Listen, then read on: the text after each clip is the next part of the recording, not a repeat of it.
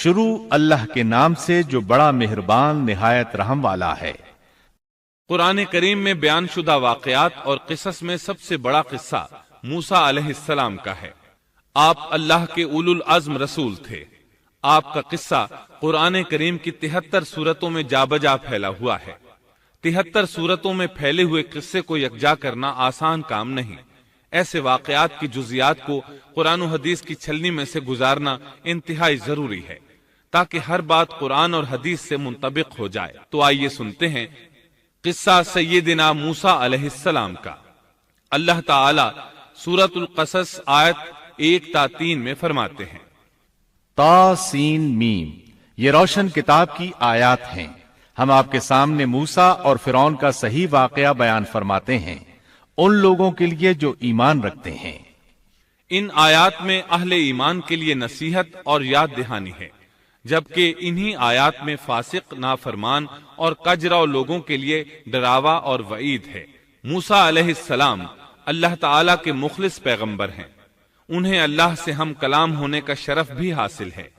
اللہ تعالی نے آپ کا ذکر خیر سورہ مریم آیت 51 میں ان الفاظ میں فرمایا ہے، اس قرآن میں موسیٰ کا ذکر بھی کیجئے جو چنا ہوا اور رسول اور نبی تھا۔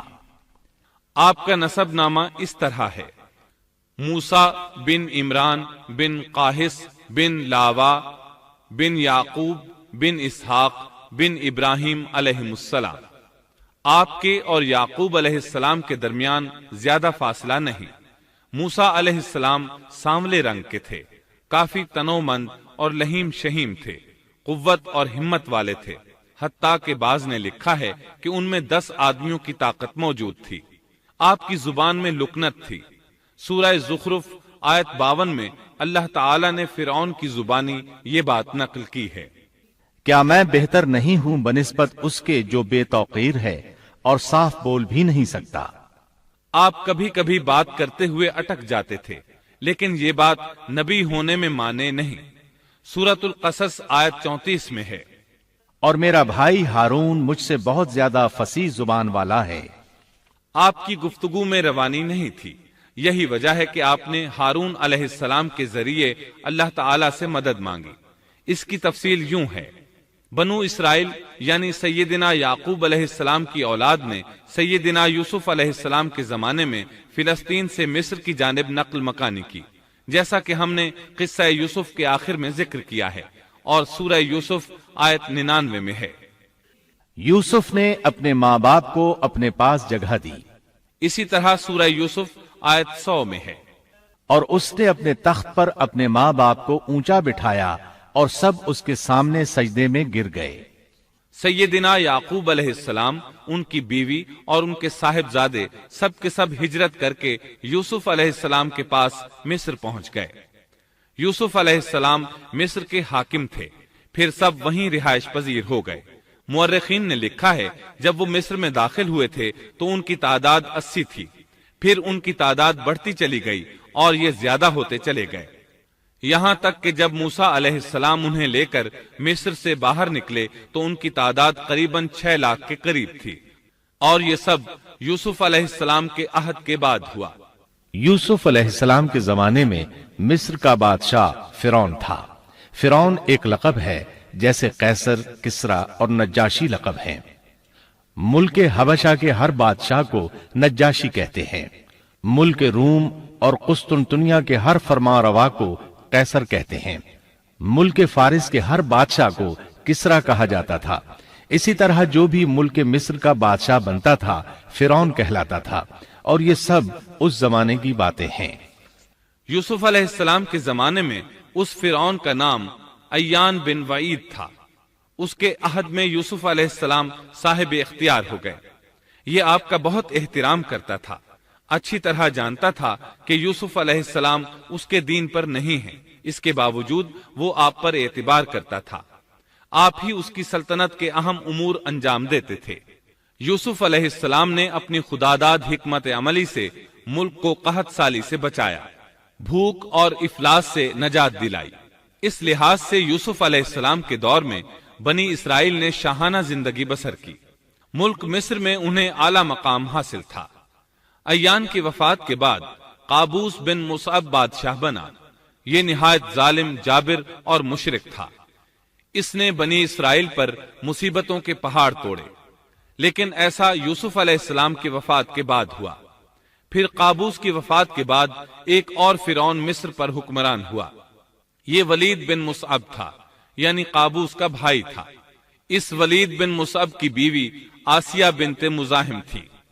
ان کے متعلق نبی کریم صلی اللہ علیہ وسلم کا ارشاد گرامی ہے، مردوں میں تو بہت سے کامل ہوئے، لیکن عورتوں میں مریم بنت عمران اور فرعون کی بیوی آسیہ کے سوا اور کوئی کامل نہیں ہوا، اور بلا شبہ عائشہ رضی اللہ عنہا کی فضیلت تمام عورتوں پر ایسی ہے جیسے تمام کھانوں پر سرید کی فضیلت ہے۔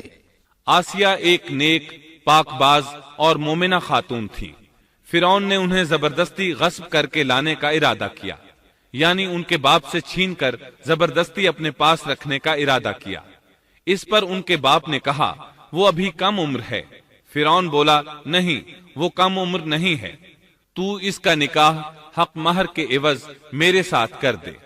اب آسیہ کا باپ ان کے پاس آیا اور فرعون کے ارادے سے انہیں باخبر کیا۔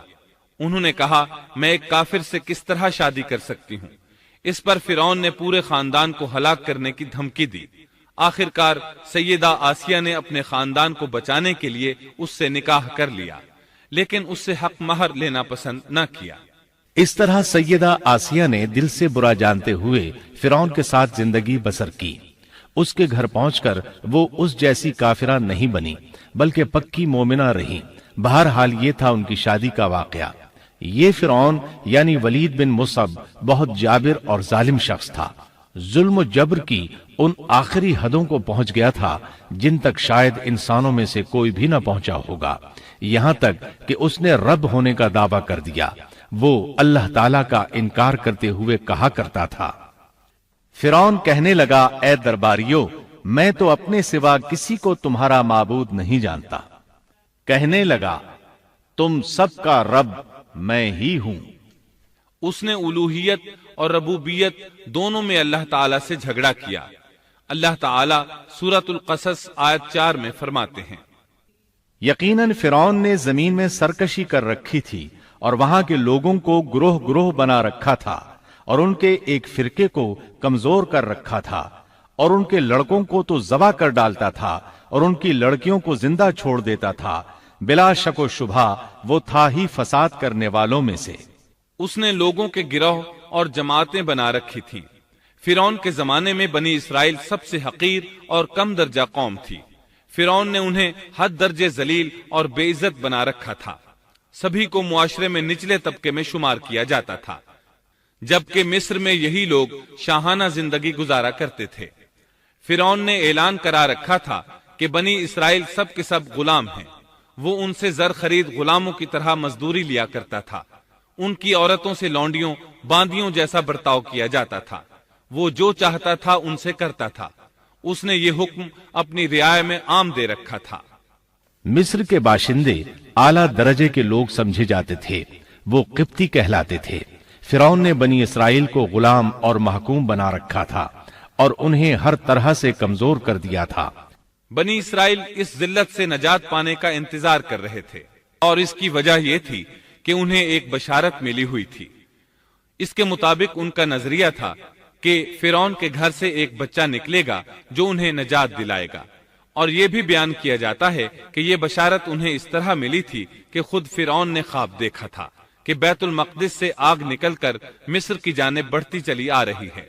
وہ آگ مصر میں موجود تمام لوگوں کو جلائے ڈالتی ہے، مگر اس آگ سے بنی اسرائیل کے گھر محفوظ رہتے ہیں۔ فرعون نے اس خواب کی تعبیر کاہنوں سے پوچھی۔ وہ کاہن اس کے نزدیک عالم تھے۔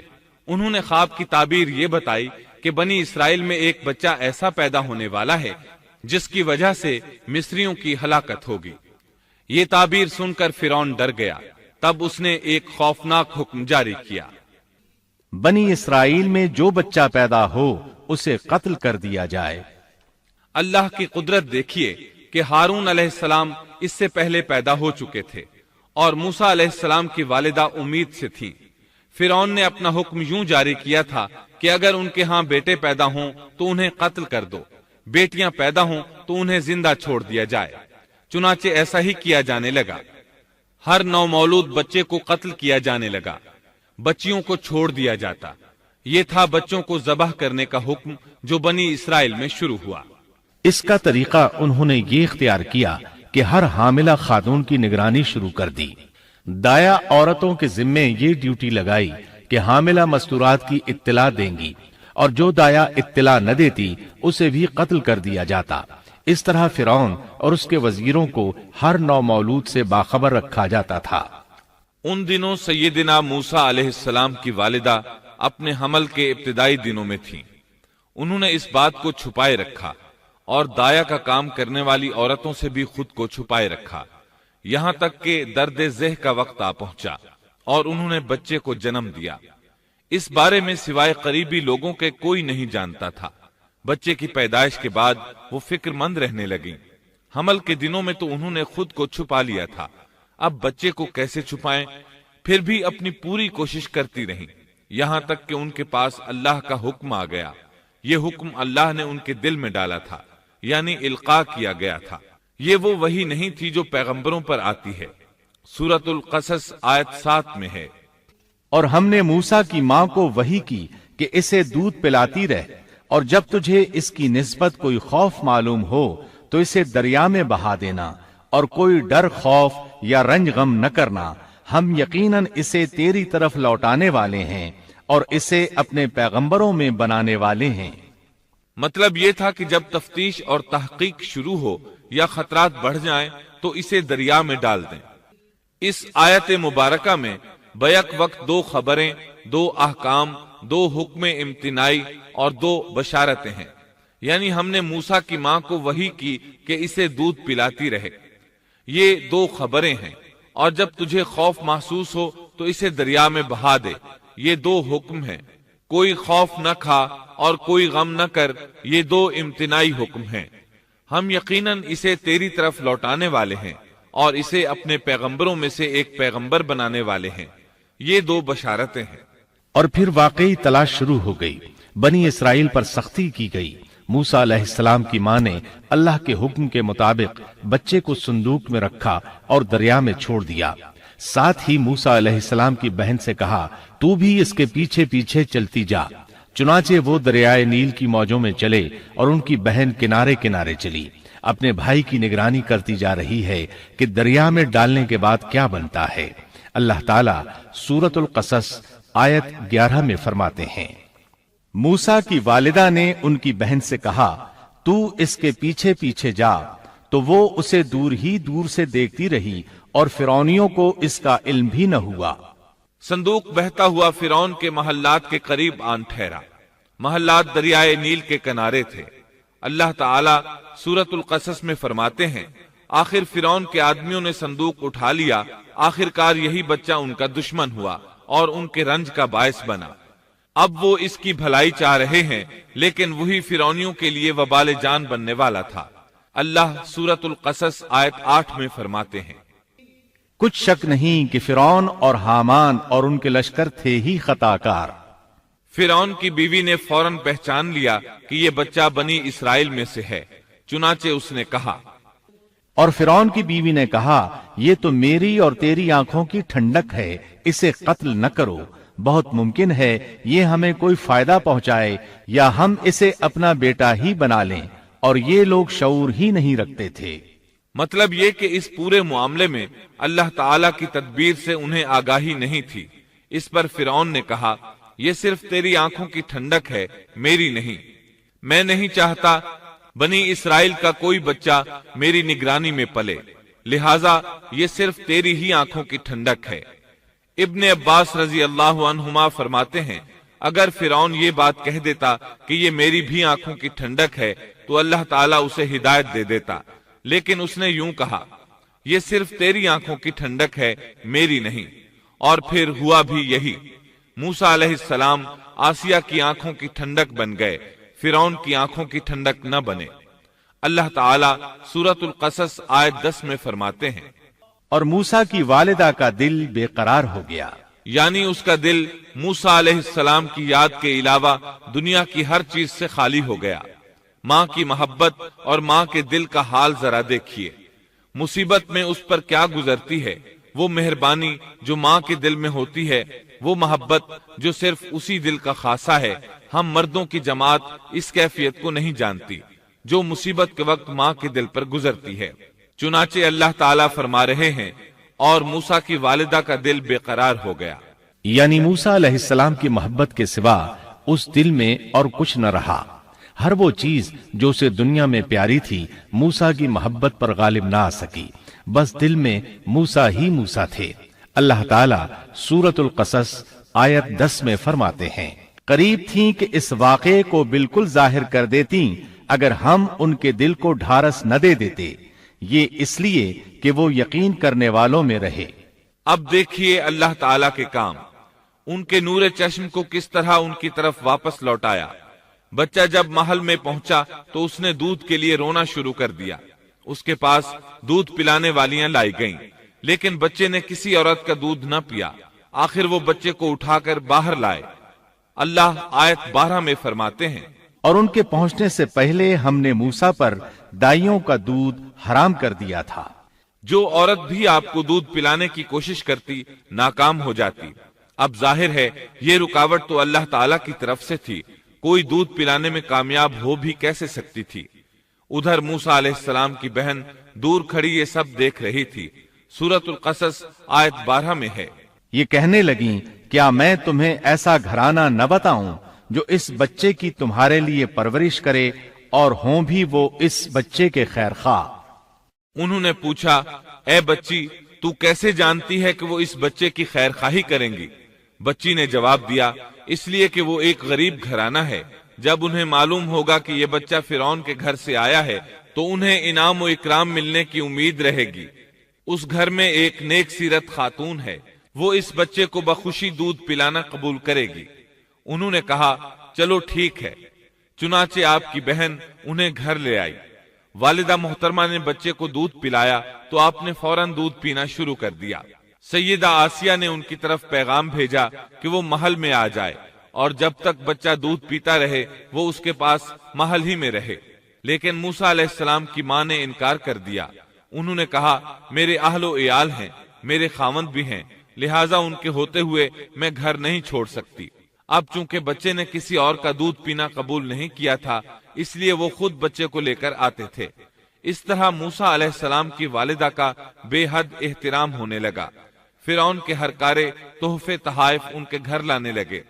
اللہ تعالیٰ آیت 13 میں فرماتے ہیں، پس ہم نے اسے اس کی ماں کی طرف واپس پہنچایا تاکہ اس کی آنکھیں ٹھنڈی رہیں اور آزردہ خاطر نہ ہو، اور جان لے کہ اللہ کا وعدہ سچا ہے، لیکن اکثر لوگ نہیں جانتے۔ اس طرح موسیٰ علیہ السلام شاہی محل میں پلنے بڑھنے لگے، یہاں تک کہ 18 سال کے خوبرو نوجوان ہو گئے۔ اللہ تعالیٰ آیت 14 میں فرماتے ہیں، اور جب موسیٰ اپنی جوانی کو پہنچ گئے اور پورے توانا ہو گئے تو ہم نے انہیں علم و حکمت عطا فرمایا۔ نیکی کرنے والوں کو ہم اسی طرح بدلہ دیا کرتے ہیں۔ وقت گزرتا رہا۔ ایک روز آپ ایسے وقت میں راستے سے گزر رہے تھے جس وقت عموماً لوگ گھروں سے نہیں نکلا کرتے تھے۔ کہا جاتا ہے وہ دوپہر کا وقت تھا۔ آپ شہر میں داخل ہوئے، لوگ غفلت میں تھے، بس اکا دکا لوگ باہر تھے۔ آپ نے 2 آدمیوں کو لڑتے جھگڑتے دیکھا۔ ان میں سے ایک بنی اسرائیل کا تھا، دوسرا فرعون کی قوم سے تھا، یعنی مصری تھا۔ آپ کی قوم والے نے اپنے دشمن کے خلاف آپ سے مدد مانگی۔ آپ کی حمیت نے جوش مارا۔ آپ نے دیکھا مصری اس کمزور اسرائیلی کو پکڑے ہوئے تھا۔ بس موسیٰ علیہ السلام نے آگے بڑھ کر مصری کی ٹھوڑی پر مکہ دے مارا۔ آپ کا مقصد تو بس اسرائیلی کی مدد کرنے کا تھا، لیکن موسیٰ علیہ السلام میں بہت قوت تھی، اس لیے ایک ہی مکہ لگنے سے مصری کا کام تمام ہو گیا۔ سورۃ القصص آیت 15 میں ہے، پس موسیٰ نے اس کے مکہ مارا جس سے وہ مر گیا۔ موسیٰ علیہ السلام کو بہت تعجب ہوا کہ یہ کیا ہو گیا۔ ان کا قتل کرنے کا تو کوئی ارادہ نہیں تھا۔ موسیٰ علیہ السلام نے فوراً کہا، یہ تو شیطانی کام ہے۔ آپ یہ کہنا چاہتے تھے میرا ارادہ تو اسے قتل کرنے کا نہیں تھا، یہ فعل تو شیطان نے کیا ہے۔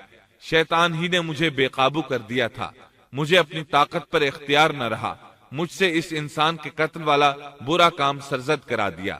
آیت 15 میں اللہ تعالیٰ فرماتے ہیں، یقیناً شیطان دشمن اور کھلے طور پر بہکانے والا ہے۔ اس سے معلوم ہوا کہ موسیٰ علیہ السلام جانتے تھے شیطان دشمن ہے، وہ گمراہ کرتا ہے، اور یہ بھی معلوم ہوا کہ آپ موحد تھے، توحید پرست تھے اور مشرکین میں سے نہ تھے۔ یہی تو باتیں ہیں جو اللہ تعالیٰ نے بیان فرمائی ہیں، مثلا آیت 14 میں ہے، اور نیکی کرنے والوں کو ہم اسی طرح بدلہ دیا کرتے ہیں۔ آپ ایمان پر تھے، کفر پر نہیں تھے۔ آپ نے اللہ تعالیٰ سے اس بلا ارادہ ہو جانے والے گناہ کی معافی مانگی، اللہ تعالیٰ کے حضور توبہ کی، جیسا کہ آیت 16 میں آتا ہے۔ پھر کہنے لگا کہ اے پروردگار، میں نے خود اپنے اوپر ظلم کیا، تو مجھے معاف فرما دے۔ اللہ نے اسے بخش دیا، وہ بخشنے والا اور بہت مہربانی کرنے والا ہے۔ یہ گناہ بلا ارادہ ہوا تھا، خطا تھی۔ پھر آپ نے ان الفاظ میں اللہ سے وعدہ کیا، کہنے لگا اے میرے رب، جیسے تو نے مجھ پر یہ کرم کیا، میں بھی اب ہرگز کسی گناہگار کا مددگار نہیں بنوں گا۔ آپ کا مطلب یہ تھا کہ باری تعالیٰ آپ نے مجھے معافی دے کر مجھ پر کرم کیا، گویا آپ کو سمجھ آ گئی تھی کہ اللہ تعالیٰ نے ان کی توبہ قبول کر لی ہے، ان پر رحم فرما دیا ہے۔ چنانچہ اب وعدہ کر رہے ہیں کہ کسی گناہگار کی کبھی مدد نہیں کریں گے، بلکہ ان کے خلاف رہیں گے۔ تاہم انہیں اس بات کا خدشہ لاحق ہو گیا تھا کہ کہیں انہیں اس مصری کے قتل کے بدلے میں قتل نہ کر دیا جائے، جیسا کہ آیت 18 میں آتا ہے۔ صبح ہی صبح ڈرتے اندیشے کی حالت میں خبریں لینے کے لیے شہر میں گئے۔ اچانک دیکھا کہ وہی شخص جس نے کل ان سے مدد طلب کی تھی ان سے فریاد کر رہا ہے۔ موسیٰ نے اس سے کہا کہ اس میں شک نہیں، تو سری گمراہ ہے۔ مطلب یہ کہ جب وہ شہر پہنچے تو انہوں نے کل جیسا ہی منظر دیکھا، وہی اسرائیلی ایک دوسرے مصری سے لڑ رہا تھا۔ انہیں دیکھ کر اس نے پھر ان سے مدد مانگی۔ تب آپ نے فرمایا، تو جھگڑالو آدمی ہے۔ تاہم آپ آگے بڑھے تاکہ مصری کے مقابلے میں اس کی مدد کریں۔ تب وہ کہنے لگا کہ موسیٰ، کیا جس طرح تو نے کل ایک شخص کو قتل کیا ہے مجھے بھی مار ڈالنا چاہتا ہے؟ اس کی اس بات سے موسیٰ علیہ السلام سمجھ گئے کہ کل والی خبر شہر میں پھیل چکی ہے۔ اب انہوں نے خود کو چھپانا چاہا۔ اس وقت آپ کے پاس آل فرعون میں سے ایک مومن آدمی بھاگتا ہوا آیا۔ وہ موسیٰ علیہ السلام سے بہت محبت کرتا تھا۔ اس کا ذکر آیت 20 میں آیا ہے۔ شہر کے پرلے کنارے سے ایک شخص دوڑتا ہوا آیا اور کہنے لگا، موسیٰ، یہاں کے سردار تیرے قتل کا مشورہ کر رہے ہیں، پس تو فوراً چلا جا، مجھے اپنا خیر خواہ مان۔ اس سے پہلے کہ وہ تجھے گرفتار کر لیں، جلدی کر، یہاں سے نکل جا۔ آپ خوف زدہ ہو گئے، کیونکہ فرعون تو پہلے ہی آپ سے محبت نہیں کرتا تھا۔ اس نے تو آپ کو سیدہ آسیہ کے کہنے پر محل میں رکھا تھا۔ اس کے علاوہ فرعون کی قوم کے دوسرے سردار بھی یہ بات اچھی طرح جانتے تھے کہ آپ بنی اسرائیل میں سے ہیں۔ وہ آپ سے بغض رکھتے تھے۔ اب تو ان کے ہاتھ موقع آ گیا تھا۔ اس موقع سے فائدہ اٹھاتے ہوئے انہوں نے قتل کا مشورہ کیا تھا۔ چنانچہ موسیٰ علیہ السلام وہاں سے خوف زدہ ہو کر نکل کھڑے ہوئے۔ مصری آپ کی تلاش میں تھے۔ فرعون نے اپنے جاسوس آپ کی تلاش میں بھیج دیے تھے۔ ادھر موسیٰ علیہ السلام اللہ تعالیٰ سے یہ دعا مانگ رہے تھے، اے میرے پروردگار، مجھے ظالموں کے گروہ سے بچا لے۔ اللہ تعالیٰ نے آپ کی دعا قبول فرمائی، آپ کو راستہ بھی دکھایا۔ آپ جنگل کی طرف نکل کھڑے ہوئے۔ آپ کے پاس کھانا تھا نہ پانی، نہ آپ کے پاس سواری کا جانور تھا۔ آپ کو کچھ معلوم نہیں تھا کہ کدھر جا رہے ہیں۔ بس آپ جنگل میں چلتے رہے۔ آپ مصر سے فلسطین کی طرف جا رہے تھے۔ راستے میں آپ کے جوتے بھی ٹوٹ گئے۔ اب ننگے پاؤں سفر شروع ہوا۔ بھوک لگتی تو درختوں کے پتے کھا لیتے۔ اس طرح آپ مدین پہنچ گئے۔ آپ سن چکے ہیں، مدین اللہ کے نبی شعیب علیہ السلام کی بستی تھی۔ اس وقت شعیب علیہ السلام کافی بوڑھے ہو چکے تھے، اور یہ واقعات شعیب علیہ السلام کی قوم کی تباہی کے بعد کے ہیں۔ آپ مدین کے پانی پر پہنچ گئے۔ بستی کے باہر ان لوگوں کی پانی کی جگہ تھی۔ وہیں وہ لوگ اپنے جانوروں کو پانی پلاتے تھے، اپنے لیے بھی وہیں سے پانی لیتے تھے۔ موسیٰ علیہ السلام نے دیکھا کہ لوگ آ جا رہے ہیں، किसी के पास बकरी है, किसी के पास ऊंट है। उन्होंने हौज बना रखे हैं, वो कुएं से पानी निकालकर उन हौजों में डालते हैं। माल मवेशी के लिए अलग हौज है और इंसानों के लिए अलग हौज हैं। आपने वहां दो ऐसी औरतों को देखा जिनके पास बकरियां थीं। वो अपनी बकरियों को पानी से दूर एक तरफ लिए खड़ी थीं, उनको पानी की तरफ जाने से रोके हुए थीं। आयत 23 में है। मदियन के पानी पर जब आप पहुंचे तो देखा कि लोगों की एक जमात वहां पानी पिला रही है और दो औरतें अलग खड़ी अपने जानवरों को रोकती हुई देखीं। मूसा अलैहिस्सलाम को ये देखकर हैरत हुई कि सब लोग तो अपने जानवरों को पानी पिला रहे हैं और ये दोनों पीछे खड़ी हैं। ये क्या मामला है? पूछा कि तुम्हारा क्या हाल है, यानी तुम अपनी बकरियों को पानी क्यों नहीं पिला रही?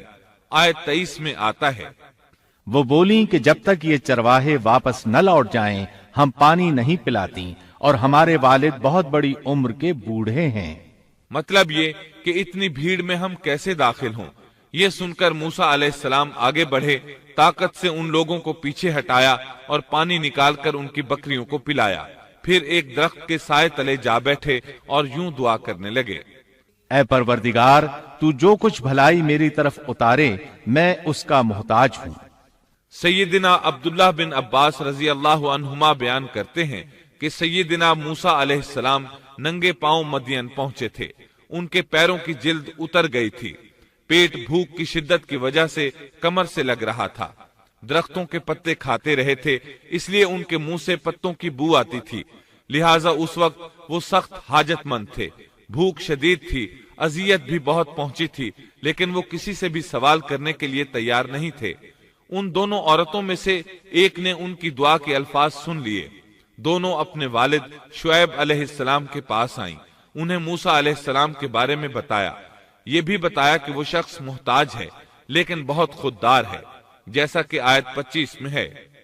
इतने में उन दोनों औरतों में से एक उनकी तरफ शर्मो हया से चलती हुई आई और कहने लगी, मेरे बाप आपको बुला रहे हैं। आपने हमारे जानवरों को जो पानी पिलाया है उसकी उजरत देना चाहते हैं। मूसा अलैहिस्सलाम खुददार होने के बावजूद उस वक्त शदीद हाजतमंद थे। चुनाचे मौके की मुनासिबत से साथ चल पड़े। वो औरत मारे हया के छुप रही थी। ये बात महसूस करके मूसा अलैहिस्सलाम उससे आगे चलने लगे। कोई मोड़ मुड़ना होता तो लड़की उस सम्त में कंकर फेंक देती। मूसा अलैहिस्सलाम उस सम्त में मुड़ जाते। इस तरह वो घर तक पहुंचे। मूसा अलैहिस्सलाम की मुलाकात शुएब अलैहिस्सलाम से हुई। उन्होंने अपने बारे में बताया। जो वाकयात उनके साथ पेश आए थे वो बताए। शुएब अलैहिस्सलाम ने उनसे फरमाया, कहने लगे, अब न डर, तूने जालिम कौम से नजात पाली। उन दोनों में से एक ने कहा कि अब्बा जान, आप इन्हें मजदूरी पर रख लीजिए, क्योंकि जिन्हें आप उजरत पर रखें उनमें से सबसे बेहतर वो है जो मजबूत और ईमानदार हो। फिर शुएब अलैहिस्सलाम ने उनसे अपनी एक बेटी का निकाह करना चाहा, जबकि मूसा अलैहिस्सलाम के पास तो कोई चीज नहीं थी। लिहाजा सवाल ये पैदा हुआ कि हक महर क्या तय किया जाए। उसने कहा, मैं अपनी इन दोनों लड़कियों में से एक को आपके निकाह में देना चाहता हूँ, इस पर कि आप 8 साल तक मेरा काम काज करें। हाँ, अगर आप 10 साल पूरे करें तो ये आपकी तरफ से बतौर एहसान के है। यानी 8 साल तक आप जरूर बकरियां चराएंगे। इसके बाद के 2 साल का आपको इख्तियार है। अगर आप खुशी से 2 साल तक और भी मेरा काम करें तो अच्छा है, वरना आप पर लाजिम नहीं है, जैसा कि आयत 27 में है। मैं हरगिज ये नहीं चाहता कि आपको किसी मशक्कत में डालूं। अल्लाह को मंजूर है तो आगे चलकर आप मुझे भला आदमी पाएंगे। शुएब अलैहिस्सलाम की बात का मूसा अलैहिस्सलाम ने जो जवाब दिया वो आयत 28 में है। मूसा ने कहा, खैर तो ये बात मेरे और आपके दरमियान पुख्ता हो गई। मैं इन दोनों मुद्दतों में से जिसे पूरा करूं मुझ पर कोई ज्यादती न हो। हम ये जो कुछ कह रहे हैं इस पर अल्लाह कारसाज है। मतलब ये कि सैयदिना मूसा अलैहिस्सलाम कह रहे हैं कि अब ये इख्तियार मेरा है कि मैं 8 साल पूरे करूं या 10 साल, मुझ पर कोई ज्यादती नहीं होगी। इब्ने अब्बास रजी अल्लाह अन्हुमा से पूछा गया, मूसा अलैहिस्सलाम ने कौन सी मुद्दत पूरी की थी? आपने फरमाया, उन्होंने 10 साल पूरे किए थे। मूसा अलैहिस्सलाम ने उधर 10 साल पूरे किए। یعنی اپنا عہد پورا کیا۔ اب انہیں خیال آیا کہ کافی وقت گزر چکا ہے اور حالات بھی بدل چکے ہیں، لہٰذا اب میں واپس مصر جا سکتا ہوں۔ اپنی والدہ، اپنے بھائی اور بہن سے ملنا چاہیے۔ جب موسیٰ نے مدت پوری کر لی اور اپنے گھر والوں کو لے کر چلے، مطلب یہ کہ 10 سال پورے کر لیے، اب اپنی بیوی کو لے کر مصر کی طرف روانہ ہوئے۔ لیکن آپ مصر کا راستہ تو جانتے ہی نہ تھے، کسی سے پوچھنا چاہتے تھے۔ رات سرد تھی، سردی پورے زوروں پر تھی، ان کے پاس آگ جلانے کے لیے کچھ نہ تھا، انہیں آگ کی تلاش تھی۔ اللہ تعالیٰ سورہ طٰہٰ آیت 9 تا 10 میں فرماتے ہیں، تجھے موسیٰ کا قصہ بھی معلوم ہے جبکہ اس نے آگ دیکھی۔ موسیٰ علیہ السلام کو دور، بہت دور پہاڑ کی چوٹی پر آگ نظر آئی اور انہیں آگ کی شدید ضرورت تھی تاکہ آگ تاپ سکیں اور اس کے ذریعے راستہ دیکھ سکیں، اور رات انتہائی سرد اور تاریک تھی، اور یہ سب تقدیر الہی ہے۔ وہی ذات ہے جس نے رات کو تاریک اور سرد بنایا تھا، اسی نے آگ کی شدید حاجت پیدا کی تھی تاکہ آپ کو نبوت سے سرفراز کیا جا سکے۔ انہوں نے آگ دیکھی تو اپنے گھر والوں سے کہا، مجھے آگ دکھائی دی ہے، بہت ممکن ہے کہ میں اس کا کوئی انگارہ تمہارے پاس لاؤں یا آگ کے پاس سے راستے کی اطلاع پاؤں۔ جب موسیٰ علیہ السلام آگ کے قریب پہنچ گئے تو وہاں ایک عجیب ہی نظارہ تھا۔ قرآن کریم نے اور بھی کئی منظر بیان فرمائے ہیں، لیکن یہ منظر ان سب سے انوکھا منظر تھا۔ یہ آگ نہیں تھی، بلکہ ایک بہت بڑے کانٹے دار درخت کے اندر سے نور نکل رہا تھا، یا یوں کہہ لیں کہ درخت سے آگ کے شعلے نکل رہے تھے۔ موسیٰ علیہ السلام بہت حیران ہوئے، ذرا اور قریب ہوئے تو درخت اور زیادہ منور نظر آیا، پھر انتہائی قریب چلے آئے، تب اس درخت میں سے آواز سنائی دی۔ یہ آواز اللہ سبحانہ و تعالی اور ایک انسان کے درمیان براہ راست خطاب تھا۔ اس جیسے خطاب کی مثال اور کہیں نہیں ملتی۔ سورہ طٰہٰ آیت 11 اور 12 میں ہے، جب وہ وہاں پہنچے تو آواز دی گئی، اے موسیٰ، یقیناً میں ہی تیرا پروردگار ہوں، تو اپنے جوتے اتار دے، اس لیے کہ تو پاک میدان طوا میں ہے۔ سورہ طٰہٰ آیات 13 تا 16 میں اللہ تعالیٰ فرماتے ہیں، اور میں نے تجھے منتخب کر لیا ہے، اب جو وحی کی جائے اسے کان لگا کر سن، بے شک میں ہی اللہ ہوں، میرے سوا کوئی عبادت کے لائق نہیں، بس تو میری ہی عبادت کر اور میری یاد کے لیے نماز قائم رکھ۔ قیامت یقیناً آنے والی ہے جس کو میں پوشیدہ رکھنا چاہتا ہوں تاکہ ہر شخص کو وہ بدلہ دیا جائے جو اس نے کوشش کی ہو، پس اب اس کے یقین سے تجھے کوئی ایسا شخص روک نہ دے جو اس پر ایمان نہ رکھتا ہو اور اپنی خواہش کے پیچھے پڑا ہو، ورنہ تو ہلاک ہو جائے گا۔ قرآن کریم میں یہ مضمون دیگر مقامات پر بھی بیان ہوا ہے۔ سورۃ القصص آیت 30 میں ہے، پس جب وہاں پہنچے تو اس بابرکت زمین کے میدان کے دائیں کنارے کے درخت میں سے آواز دیے گئے کہ اے موسیٰ، یقیناً میں ہی اللہ ہوں، سارے جہانوں کا پروردگار۔ اللہ تعالیٰ نے براہ راست ان سے کلام فرمایا، ان سے خطاب کیا اور اپنی عظمت کو ان کے سامنے ظاہر کیا۔ پھر پوچھا، اے موسیٰ، تیرے اس دائیں ہاتھ میں کیا ہے؟ اللہ تعالیٰ تو جانتے تھے، لیکن اپنی قدرت دکھانے کے لیے پوچھا۔ موسیٰ علیہ السلام نے جواب دیا کہ یہ میری لاٹھی ہے، اس پر میں ٹیک لگاتا ہوں اور اس سے میں اپنی بکریوں کے لیے پتے جھاڑ لیا کرتا ہوں، اور بھی اس میں مجھے بہت سے فائدے ہیں۔ اللہ تعالیٰ نے فرمایا، اسے ہاتھ سے نیچے ڈال دے۔ جو ہی موسیٰ علیہ السلام نے لاٹھی نیچے گرائی، وہ سانپ بن کر دوڑنے لگا۔ سورۃ القصص آیت 31 میں یہ ذکر یوں آیا ہے، اور یہ آواز بھی آئی کہ اپنی لاٹھی ڈال دو۔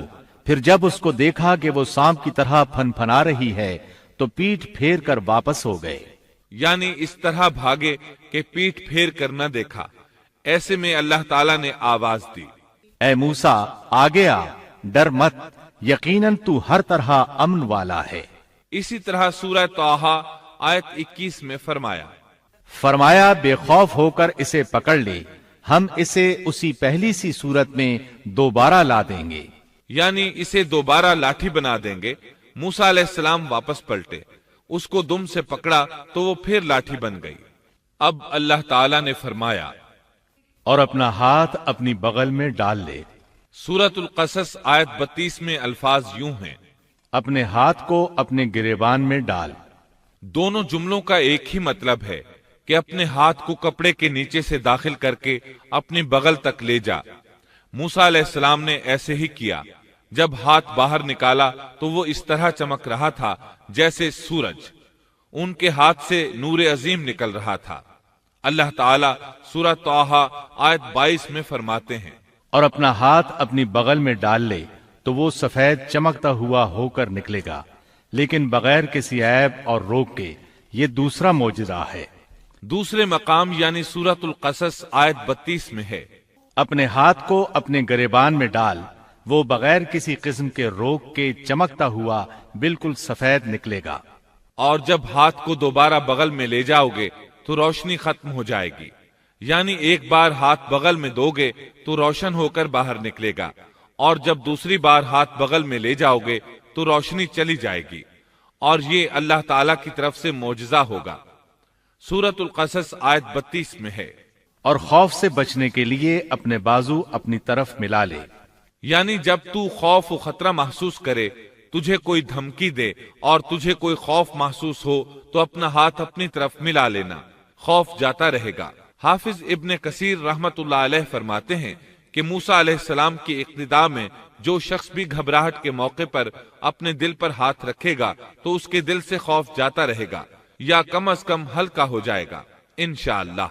अल्लाह ताला सूरतुल क़सस आयत 32 में फरमाते हैं, बस ये दोनों मोजज़े तेरे लिए तेरे रब की तरफ से हैं, फिरौन और उसकी कौम की तरफ।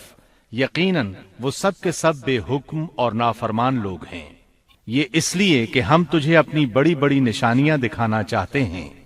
इसके बाद सूरह ताहा आयत 24 में ये हुक्म मिलता है, अब तू फिरौन की तरफ जा, उसने बड़ी सरकशी मचा रखी है। मूसा अलैहिस्सलाम ने अल्लाह ताला से इन अल्फाज में अर्ज की, मूसा ने कहा, ऐ मेरे परवरदिगार, मेरा सीना मेरे लिए खोल दे और मेरे काम को मुझ पर आसान कर दे और मेरी जुबान की गिरह भी खोल दे।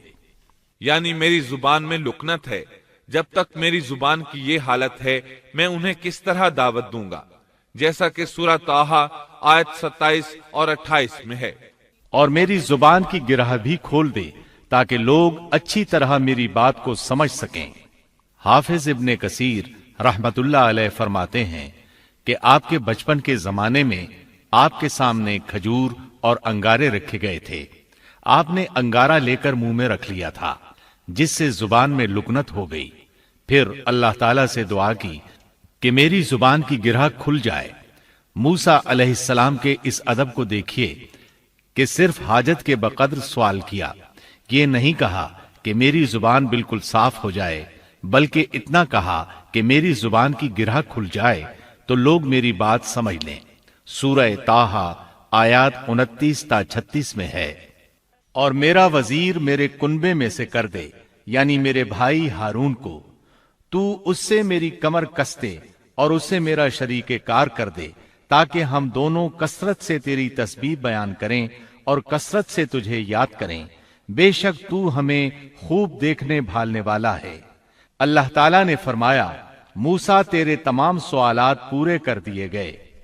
इब्ने अबी हातिम में है, आयशा रजी अल्लाह अन्हा के भांजे उर्वा रहमतुल्लाह अलैह बयान करते हैं कि आयशा रजी अल्लाह अन्हा उम्रे के लिए जाते हुए किसी आराबी के यहाँ मुकीम थीं कि उन्होंने एक शख्स को सुना जो पूछ रहा था कि दुनिया में किस भाई ने अपने भाई को सबसे ज्यादा नफा पहुंचाया। इस सवाल पर तमाम लोग खामोश हो गए और कह दिया कि हमें इसका इल्म नहीं। अचानक एक शख्स बोला कि अल्लाह की कसम मुझे इसका इल्म है। आयशा रजी अल्लाह अन्हा फरमाती हैं कि उस शख्स की बात सुनकर मैंने दिल में कहा, यह शख्स कितनी बड़ी जसारत कर रहा है कि इंशाअल्लाह कहे बगैर उसने कसम उठा दी। फिर लोगों ने उससे कहा कि बताओ।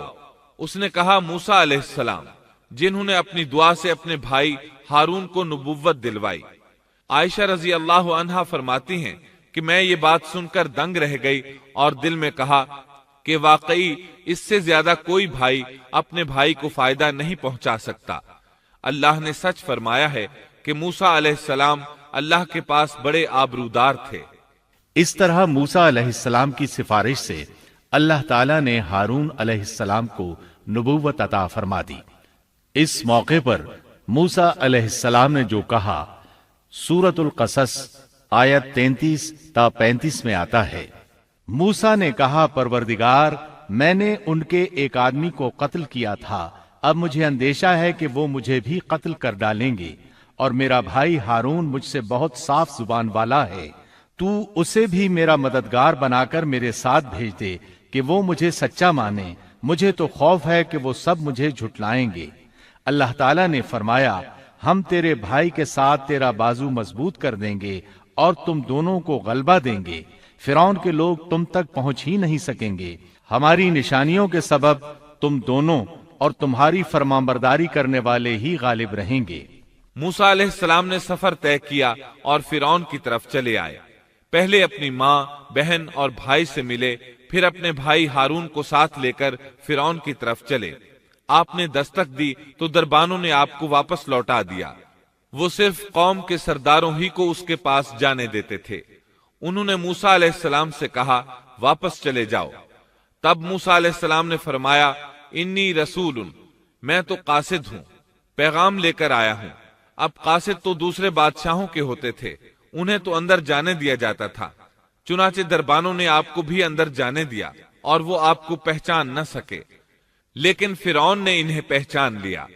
یہ منظر قرآن کی بہت سی آیات میں بیان ہوا ہے۔ چند آیات اور ان کا ترجمہ سنیے۔ سورۃ الشعراء آیت 15 میں ہے، اللہ نے فرمایا، ہرگز ایسا نہ ہوگا، تم دونوں ہماری نشانیاں لے کر جاؤ، ہم خود سننے والے تمہارے ساتھ ہیں۔ فرعون نے موسیٰ علیہ السلام کو پہچان لیا، کہنے لگا، تو موسیٰ ہے؟ جواب ملا، ہاں۔ فرعون نے جو کچھ کہا سورۃ الشعراء آیت 18 تا 22 میں ہے۔ فرعون نے کہا، کیا ہم نے تجھے تیرے بچپن کے زمانے میں اپنے ہاں نہیں پالا تھا، اور تو نے اپنی عمر کے بہت سے سال ہم میں نہیں گزارے؟ پھر تو اپنا وہ کام کر گیا جو کر گیا، اور تو ناشکروں میں سے ہے۔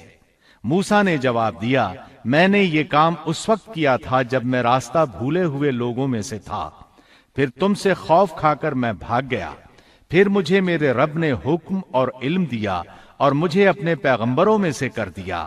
مجھ پر کیا تیرا یہی احسان ہے جسے تو جتا رہا ہے کہ تو نے بنی اسرائیل کو غلام بنا رکھا ہے؟ موسیٰ علیہ السلام نے یہ باتیں فرعون سے پورے رعب اور دبدبے سے کہیں۔ تب فرعون بولا، وما رب العالمین، وہ رب کون ہے جس کی طرف تو ہمیں بلانا چاہتا ہے؟ موسیٰ علیہ السلام نے فرمایا، وہ آسمانوں اور زمین اور ان کے درمیان کی تمام چیزوں کا رب ہے، اگر تم یقین رکھنے والے ہو۔ یہ باتیں موسیٰ علیہ السلام نے فرعون کے دربار میں سر عام تمام لوگوں کو مخاطب کر کے کہی تھیں۔ آپ کی بات کا فرعون نے جو جواب دیا وہ سورۃ الشعراء آیت 25 تا 28 میں ہے۔ فرعون نے کہا، کیا ہم نے تجھے تیرے بچپن کے زمانے میں اپنے ہاں نہیں پالا تھا، اور تو نے اپنی عمر کے بہت سے سال ہم میں نہیں گزارے؟ پھر تو اپنا وہ کام کر گیا جو کر گیا، اور تو ناشکروں میں سے ہے۔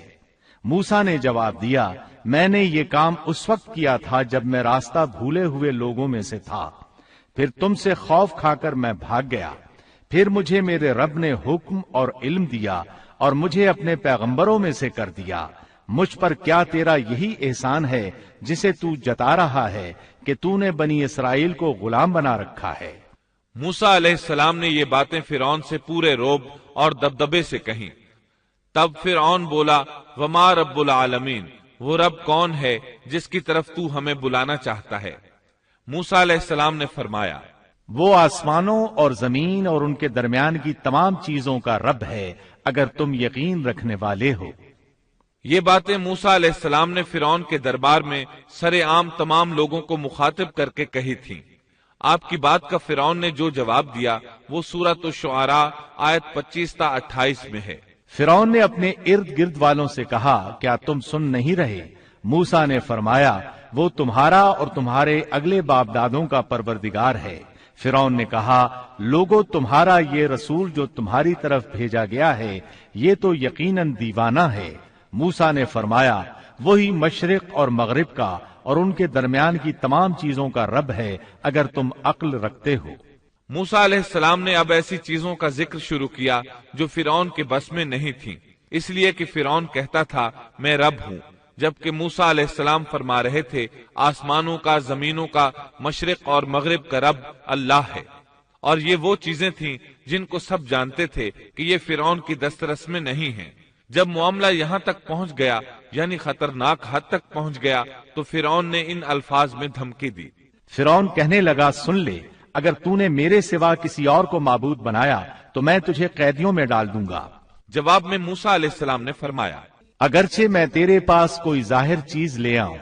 جواب میں فرعون نے کہا اگر تو سچوں میں سے ہے تو اس کو پیش کر۔ اب وقت آ چکا تھا کہ موسیٰ علیہ السلام اس کے سامنے معجزات ظاہر فرماتے۔ سورہ طٰہٰ آیات 47 تا 51 میں یہ ذکر اس طرح ملتا ہے، ہم تیرے پروردگار کے بھیجے ہوئے ہیں، تو ہمارے ساتھ بنی اسرائیل کو بھیج دے، ان کی سزائیں ختم کر دے، ہم تو تیری طرف تیرے رب کی طرف سے نشان لے کر آئے ہیں، اور سلامتی اسی کے لیے ہے جو ہدایت کا پابند ہو جائے۔ ہماری طرف وحی کی گئی ہے کہ جو جھٹلائے اور روگردانی کرے اس کے لیے عذاب ہیں۔ فرعون نے پوچھا اے موسیٰ تم دونوں کا رب کون ہے؟ انہوں نے جواب دیا ہمارا رب وہ ہے جس نے ہر ایک کو اس کی خاص شکل و صورت عنایت فرمائی، پھر راہ سمجھا دی۔ اس نے کہا اچھا یہ تو بتاؤ اگلے زمانے والوں کا حال کیا ہونا ہے؟ فرعون کا مطلب یہ تھا کہ جنہوں نے اس رب کی عبادت نہیں کی جس کے بارے میں تو ہم سے گفتگو کر رہا ہے، ان کا حال کیا ہوگا؟ موسیٰ علیہ السلام نے جو جواب دیا اس کا ذکر سورہ طٰہٰ آیت 52 میں آیا ہے۔ انہوں نے جواب دیا ان کا علم میرے رب کے ہاں کتاب میں موجود ہے، نہ تو میرا رب غلطی کرتا ہے نہ بھولتا ہے۔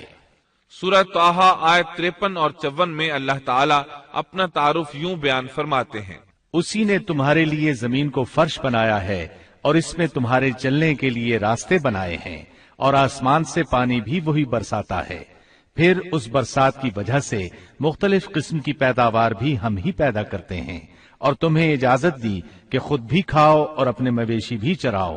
ان سب چیزوں میں عقل والوں کے لیے اللہ کی قدرت کی نشانیاں ہیں۔ اب وہ موقع آ پہنچا تھا کہ ان کے سامنے نشانیاں اور معجزات ظاہر کیے جائیں۔ فرعون بولا اچھا اگر تو اپنے دعوے میں سچا ہے تو نشانیاں پیش کر۔ سورۃ الشعراء آیت 32 اور 33 میں ہے۔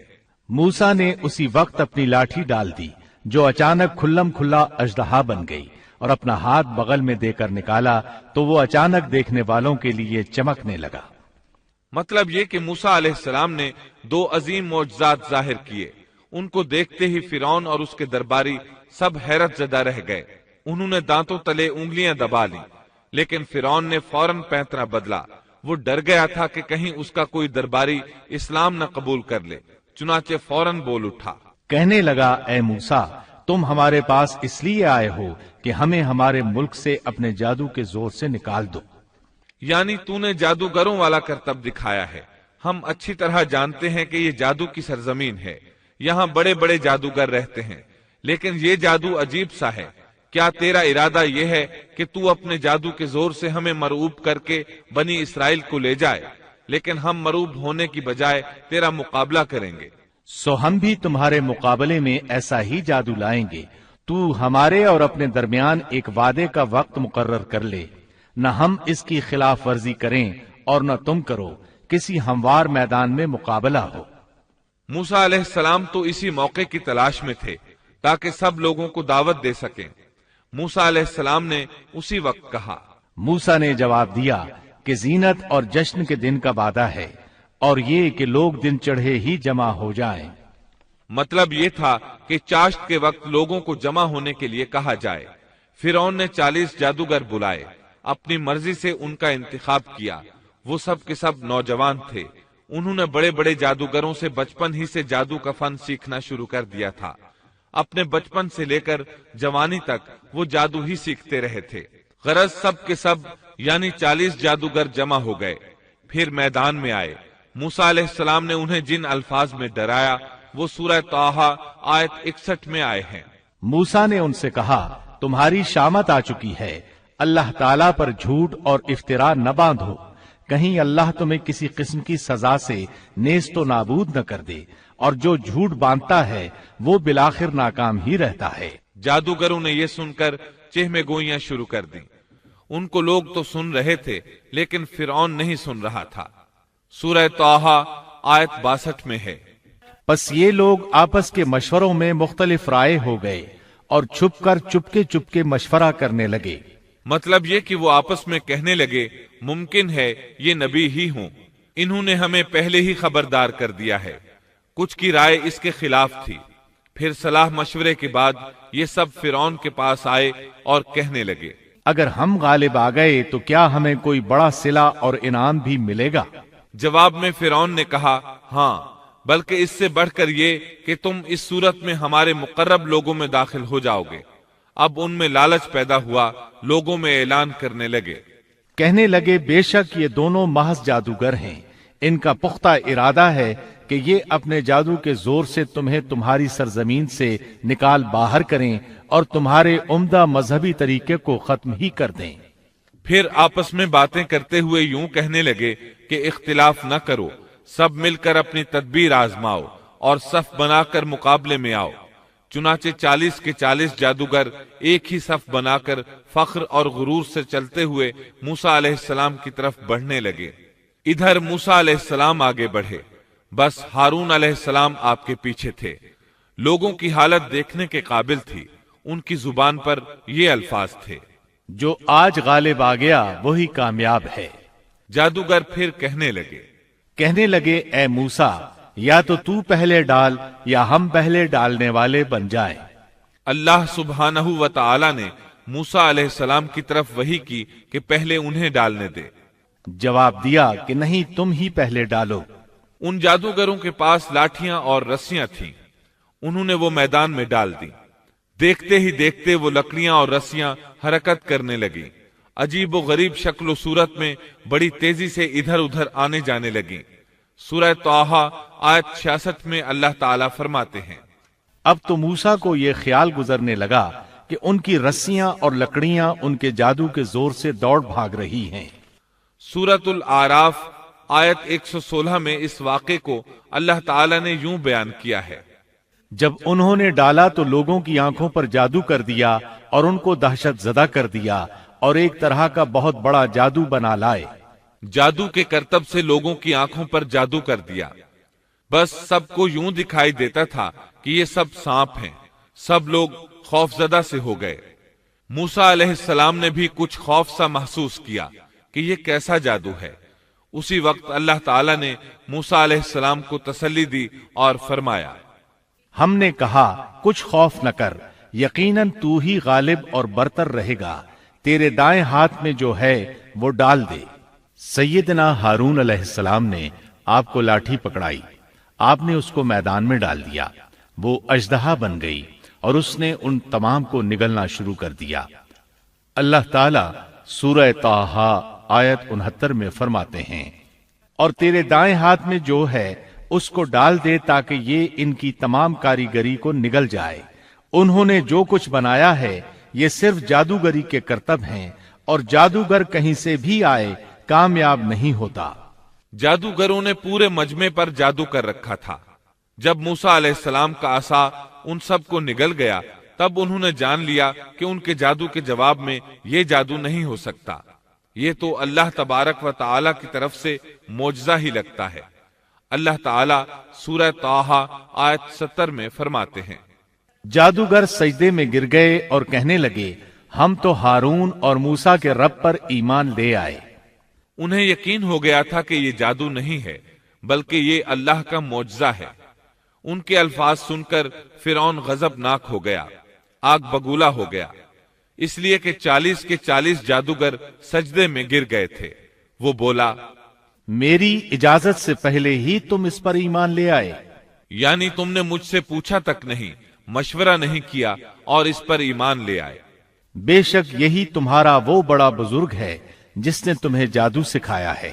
مطلب یہ کہ یہ تمہارا استاد ہے اور تمہارا یہ پہلے سے طے شدہ پروگرام تھا۔ چنانچہ وہ کہنے لگا، بے شک یہ ایک سازش تھی جس پر تم نے اس شہر میں عمل کیا تاکہ تم سب اس شہر سے یہاں کے رہنے والوں کو باہر نکال دو۔ اب وہ انہیں دھمکیاں دینے پر اتر آیا۔ جیسا کہ سورہ طٰہٰ آیت 71 میں ہے۔ سن لو، میں تم سب کے ہاتھ اور پاؤں مخالف سمتوں میں کٹوا کر تم سب کو کھجوروں کے تنوں پر لٹکوا دوں گا، اور تمہیں معلوم ہو جائے گا کہ ہم دونوں میں سے کس کا عذاب زیادہ سخت اور دیر پا ہے۔ اس پر جادوگروں نے جو جواب دیا وہ سورہ طٰہٰ آیت 72 میں آیا ہے۔ ان لوگوں نے جواب دیا کہ ہم ان دلائل اور اس ذات کے مقابلے میں تجھے کبھی ترجیح نہیں دیں گے جس نے ہمیں پیدا کیا ہے۔ تجھے جو کرنا ہے دل کھول کر کر ڈال، تو سوائے اس کے کہ اس دنیاوی زندگی میں کچھ کر لے، اور کر بھی کیا سکتا ہے۔ فرعون نے فوراً ان جادوگروں کو مذکورہ سزا دلوائی، اور جادوگر یہ کہتے ہوئے چلے، اب ہم اپنے پروردگار پر ایمان لا چکے تاکہ وہ ہمارے پچھلے گناہ معاف کر دے، اور تو نے جو جادو کے سلسلے میں ہم پر زور ڈالا اس کو بھی معاف کر دے، اور اللہ تعالیٰ ہی بہتر اور سدا باقی رہنے والا ہے۔ سیدنا عبداللہ بن عباس رضی اللہ عنہما فرماتے ہیں کہ ان جادوگروں کے علاوہ اس قوم سے 3 ہی افراد ایمان لائے تھے، ایک آسیہ، دوسرا وہ دوڑ کر آنے والا آدمی، اور تیسرا وہ آدمی جو آل فرعون میں سے تھا اور اپنے ایمان کو چھپائے ہوئے تھا۔ باقی سب کے سب کفر پر ہی ڈٹے رہے۔ اب سب پر حق عیاں ہو چکا تھا۔ فرعون نے اپنی خاص جماعت سے مشورہ کیا کہ اب کیا کیا جائے۔ انہوں نے مشورہ دیا کہ بنی اسرائیل پر عذاب بڑھا دیا جائے۔ سورۃ المومن آیت 25 میں اس کا ذکر آیا ہے۔ جب ان کے پاس موسیٰ ہماری طرف سے دین حق لے کر آئے تو انہوں نے کہا، جو اس کے ساتھ ایمان لانے والے ہیں ان کے لڑکوں کو مار ڈالو اور ان کی لڑکیوں کو زندہ رکھو۔ کافروں کی جو ہیلا سازی ہے وہ غلطی ہی میں ہے۔ اب بنی اسرائیل پر دوبارہ آزمائش کا مرحلہ شروع ہو گیا۔ اور فرعون نے کہا، مجھے چھوڑو کہ میں موسیٰ کو مار ڈالوں۔ اسے چاہیے کہ اپنے رب کو پکارے۔ مجھے تو ڈر ہے یہ کہیں تمہارا دین نہ بدل ڈالے یا ملک میں کوئی بہت بڑا فساد نہ برپا کر دے۔ اس کی ان باتوں اور ارادہ قتل کے مقابلے میں موسیٰ علیہ السلام اللہ تعالیٰ سے یوں دعا مانگتے ہیں۔ موسیٰ نے کہا، میں اپنے اور تمہارے رب کی پناہ میں آتا ہوں ہر اس تکبر کرنے والے شخص سے جو روز حساب پر ایمان نہیں رکھتا۔ آل فرعون میں سے ایک آدمی جو پوشیدہ طور پر ایمان لا چکا تھا فوراً اس معاملے میں دخل دیتا ہے۔ اور ایک مومن شخص نے جو فرعون کے خاندان میں سے تھا اور اپنا ایمان چھپائے ہوئے تھا کہا کہ کیا تم ایک شخص کو محض اس بات پر قتل کرتے ہو کہ وہ کہتا ہے میرا رب اللہ ہے اور تمہارے رب کی طرف سے دلیلیں لے کر آیا ہے۔ وہ انہیں دعوت دیتا ہے، اور یہ وقت دعوت کا کتنا عظیم وقت ہے۔ اس نے کہا، اس آدمی کی پیروی کرو۔ پھر فرعون کو اللہ تعالیٰ کی نعمتیں یاد دلاتا ہے، نبی کی مخالفت سے روکتا ہے۔ آخرکار فرعون اسے بھی مار ڈالنے پر تل جاتا ہے، لیکن اللہ تعالیٰ اسے بچا لیتے ہیں، جیسا کہ سورۃ المومن آیت 45 میں ہے۔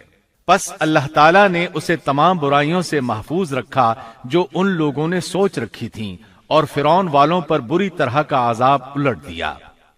مسلسل تبلیغ اور معجزات دکھانے کے باوجود موسیٰ علیہ السلام پر بنی اسرائیل کے علاوہ آل فرعون سے تھوڑے سے لوگ ایمان لائے تھے۔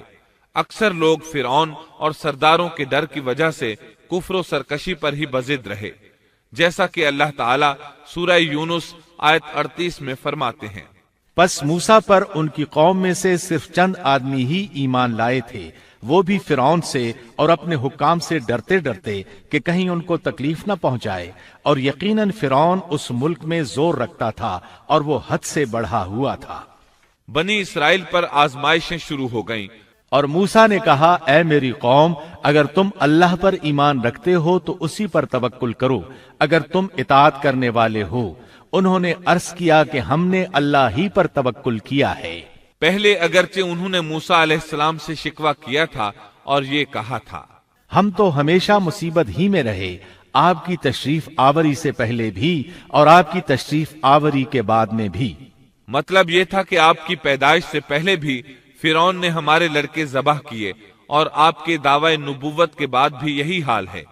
البتہ بعد میں انہوں نے اپنے اس جواب سے رجوع کر لیا، معافی مانگی اور یوں کہا، انہوں نے عرض کیا کہ ہم نے اللہ ہی پر توکل کیا، اے ہمارے پروردگار، ہم کو ان ظالموں کے لیے فتنہ نہ بنا اور ہمیں اپنی رحمت سے ان کافر لوگوں سے نجات دے۔ اس کے بعد اللہ تعالیٰ نے موسیٰ علیہ السلام کو وحی فرمائی. اس کا ذکر سورہ یونس آیت 87 میں ہے. اور ہم نے موسیٰ اور ان کے بھائی کے پاس وحی بھیجی کہ تم دونوں اپنی قوم کے لیے مصر میں گھر بنا لو. مطلب یہ کہ اپنے گھروں ہی کو مسجد بنا لو. یعنی فرعون کی طرف سے سختی اور نگرانی زیادہ ہے اور تمہارے لیے مسجدوں میں آ کر نماز پڑھنا ممکن نہیں، تو تم گھروں ہی میں نماز ادا کرتے رہو، جیسا کہ سورہ یونس آیت 87 میں ہے. اور نماز کے پابند رہو اور آپ مسلمانوں کو بشارت دے دیں. اسی موقع پر موسیٰ علیہ السلام نے ایک دعا فرمائی. اور موسیٰ نے عرض کیا، اے ہمارے رب، تو نے فرعون کو اور اس کے سرداروں کو سامان زینت اور طرح طرح کے مال دنیاوی زندگی میں دیے. اے ہمارے رب، اسی واسطے دیے ہیں کہ وہ تیری راہ سے گمراہ کریں. اے ہمارے رب، ان کے مالوں کو نیست و نابود کر دے اور ان کے دلوں کو سخت کر دے، سو یہ ایمان نہ لانے پائیں یہاں تک کہ دردناک عذاب کو دیکھ لیں. مورخین کہتے ہیں فرعون کی قوم کے بڑے بڑے سرداروں کے مال، حتیٰ کہ ان کے کھانے کی چیزیں پتھر اور مٹی کے ڈھیلے بن گئے، یہاں تک کہ انڈے اور دال بھی. اور یہ اس بات کا نتیجہ تھا کہ اللہ تعالیٰ نے موسیٰ اور ہارون علیہ السلام کی دعا کو قبول فرما لیا ہے، جیسا کہ اللہ تعالیٰ سورہ یونس آیت 89 میں فرماتے ہیں. حق تعالی نے فرمایا کہ تم دونوں کی دعا قبول کر لی گئی، سو تم ثابت قدم رہو اور ان لوگوں کی راہ نہ چلنا جن کو علم نہیں. اس کے بعد بنی اسرائیل پر بلائیں اور آزمائشیں سخت ہو گئیں. سورۃ الاعراف آیت 129 میں ہے. قوم کے لوگ کہنے لگے، ہم تو ہمیشہ مصیبت ہی میں رہے، آپ کی تشریف آوری سے پہلے بھی اور آپ کی تشریف آوری کے بعد بھی. موسیٰ نے فرمایا، اللہ بہت جلد تمہارے دشمن کو ہلاک کر دے گا اور بجائے ان کے تمہیں اس سرزمین کا خلیفہ بنا دے گا، پھر تمہارا طرز عمل دیکھے گا. یعنی بہت جلد اللہ تعالیٰ تمہیں زمین میں حاکم بنائے گا، وہ تمہیں دیکھے گا کہ تم کیسے عمل سر انجام دیتے ہو. اب جو ہی بنی اسرائیل پر مصیبتوں کا دور شروع ہوا، اللہ تعالیٰ نے مصریوں پر بھی ابتلا اور آزمائش کا دور شروع کر دیا. چنانچہ فرعون اور مصریوں پر لگاتار ہلاکتیں آنا شروع ہو گئیں. اللہ تعالیٰ سورۃ الاعراف آیت 130 میں فرماتے ہیں، اور ہم نے فرعون والوں کو قحط سالی اور پھلوں کی کمی میں مبتلا کر دیا. اللہ تعالیٰ کا قہر شروع ہوا، آسمان سے بارش برسنا بند ہو گئی، دریائے نیل خشک ہو گیا، ان کی بھوک شدید ہو گئی. فرعون سمجھ گیا یہ موسیٰ کی وجہ سے ہے. کہنے لگا، اے موسیٰ، اگر تو اپنے رب سے دعا کر کے یہ کیفیت ختم کرا دے تو ہم بھی بنی اسرائیل پر جفائیں ختم کر دیں گے. موسیٰ علیہ السلام نے فرمایا، ٹھیک ہے. چنانچہ آپ نے اللہ تعالیٰ سے دعا فرمائی، دریائے نیل جاری ہو گیا، باران رحمت کا نزول ہوا، لیکن فرعون باز نہ آیا. اس نے بنی اسرائیل کو دوبارہ تنگ کرنا شروع کر دیا. اس کے جواب میں اللہ نے بھی فوراً دوسرا عذاب بھیج دیا. پھلوں کی پیداوار کم کر دی. وہ بڑے بڑے درخت جو پھلوں سے لدے رہتے تھے، اب ان پر ایک آدھ دانہ لگتا. کھجوروں کے درختوں پر بس ایک آدھ کھجور لگتی. انگوروں کی بیلوں پر بھی ایک آدھ انگور نظر آتا. اب فرعون نے پھر کہا، اے موسیٰ، اپنے پروردگار سے دعا کر، وہ ہم سے اس آزمائش کو ہٹا لے تو میں بنی اسرائیل کو جانے دوں گا. چنانچہ موسیٰ علیہ السلام نے دعا فرمائی، پھر پھل لگنے شروع ہو گئے. مصر میں خیر و برکت کا دورہ شروع ہو گیا. لیکن فرعون نے بنی اسرائیل کو پھر بھی نہ چھوڑا، الٹا انہیں منحوس قرار دیا اور کہا کہ ہماری تکالیف و مصائب کے صرف تم ذمہ دار ہو. اللہ تعالیٰ اس بارے میں سورۃ الاعراف آیت 131 میں فرماتے ہیں، سو جب ان پر خوشحالی آ جاتی تو کہتے کہ یہ تو ہمارے لیے ہونا ہی چاہیے، اور اگر انہیں کوئی بدحالی پیش آ جاتی تو موسیٰ اور ان کے ساتھیوں کی نحوست بتلاتے. یاد رکھو کہ ان کی نحوست اللہ کے پاس ہے، لیکن ان کے اکثر لوگ نہیں جانتے.